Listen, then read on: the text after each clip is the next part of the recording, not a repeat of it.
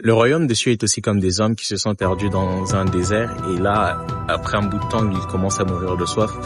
Et l'un d'entre eux, qui s'est égaré, il s'est éloigné un peu d'eux à trouver un puits. Et là, il prend juste un gobelet d'eau de ce puits et il court, il retourne vers ses amis pour leur dire « j'ai trouvé de l'eau ».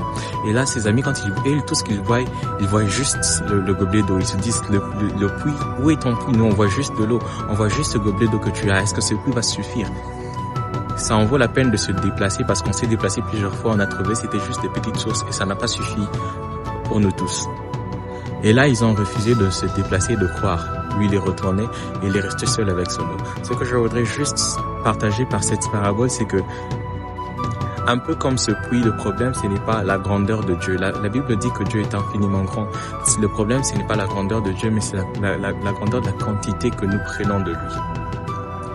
Pour que les gens croient que Dieu est grand, il faut qu'ils voient un grand Dieu dans notre vie. Mais pour ça, ça dépend de notre gobelet, c'est-à-dire la soif et la foi que nous avons en lui. C'est ce qui permet à Dieu de se manifester, de nous remplir.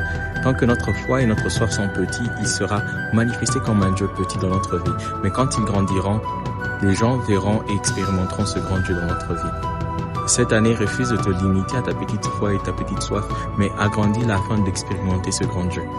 Peace.